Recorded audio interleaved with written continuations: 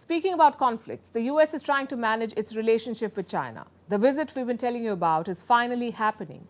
US Treasury Chief Janet Yellen is finally in Beijing. She's on a 3-day trip. She received a low-key welcome at the airport, but the moment she stepped off the plane, a rainstorm brought some relief to a sweltering Beijing. But will this visit take the heat of US-China ties too? Well, from the looks of it, it may not.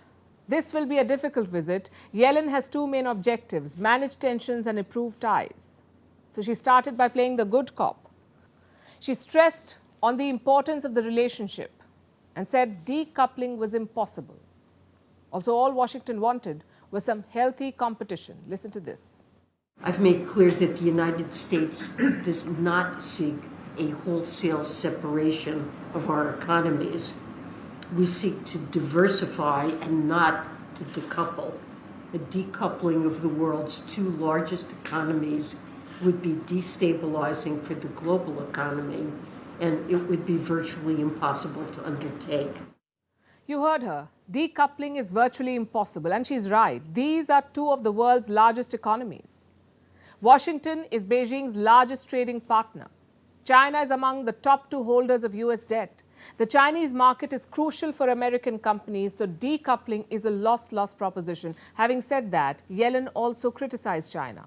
She said Beijing was not treating American companies well, obviously referring to the recent export curbs. On Monday, China curbed exports of two rare elements. These elements are used to make semiconductors, and the curbs did not come out of the blue. They were in response to America's actions. The Americans banned the sale of advanced chips to China. This is how Yellen justified it.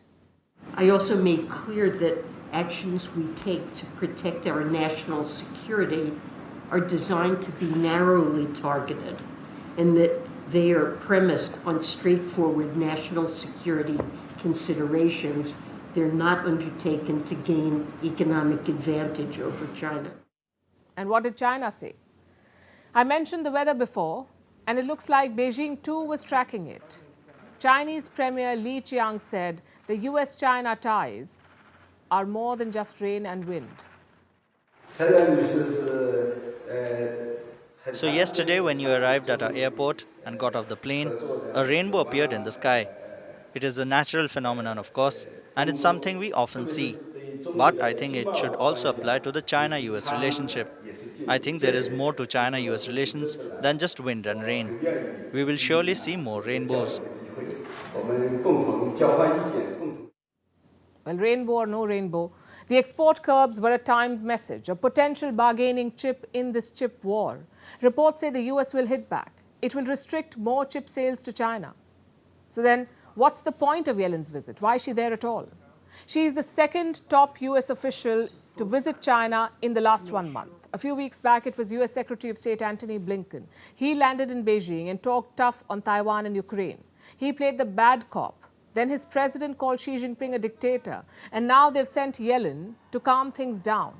Later this month, Biden's climate envoy, John Kerry, will also visit China. So there is an attempt to ease the icy relations, but it's not really helping.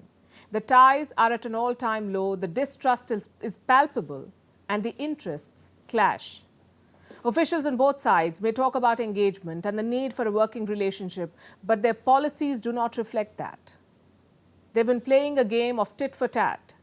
So Yellen's visit is mostly about keeping the line open and keeping the expectations realistic.